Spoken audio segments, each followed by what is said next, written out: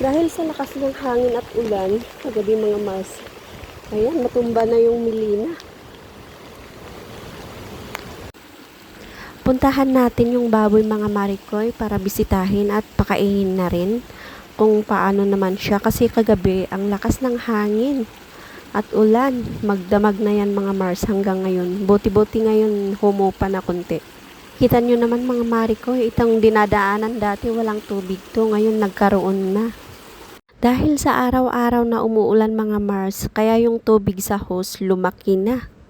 Ang sarap maglinis pag ganitong kalaking tubig.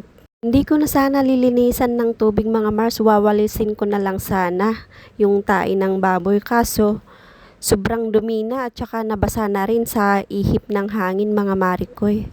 Kaya tinuluyan ko na lang nabasahin ng tubig mga Mars. Total, nabasa naman ng ulan kaya isinagad ko na rin. Nalilinisan mga Marikoy bago ko pakainin. Para naman komportable siyang mahiga mga Mars pag matuyo na yung flooring. Dahil kahit baboy yan, kahit hayop yan mga Mars, kailangan din nila ng kalinga o kaya pag-aalaga. Para naman bigyan tayo ng maraming biyaya. Charot. Dahil nakalinis na tayo ng kulungan ng inahing baboy mga Mars, pakakainin na natin. Hindi ko na pinaliguan kasi malamig tag-ulan ngayon. Tapos ito ipapakain natin. Pinaghalo kong feeds na pigrulak, darak at saka yung niluto kong mais, mga Marikoy. Ayan. Para naman maganda-ganda yung magiging anak. Huwag sakaling mabuntis. Kasi napabulugan na kahapon. Kasi nga naglandi kahapon. Kaya sinabi ko agad sa asawa ko na pabulugan na niya. Buti na lang malapit lang yung yung lalaking baboy dito sa may kulungan. Ayan. Ayan, sige.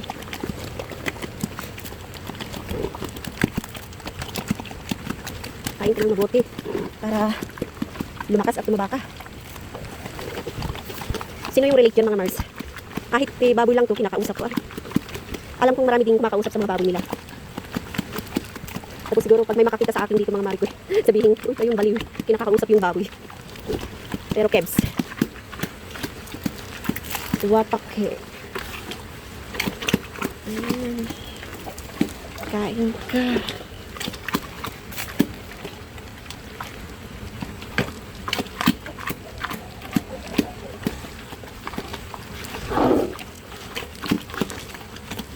Ito na yung itinanim naming mais noon mga Marikoy.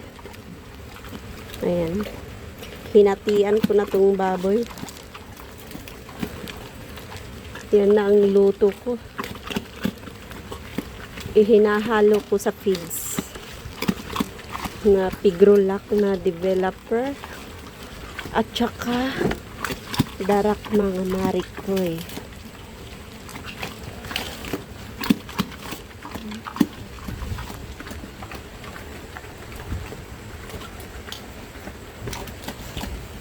Ang dumi na ng baboy pero okay lang yan, malamig eh. Mas lalong lamig yung pagpaliguan pag ganitong umuulan mga Mars.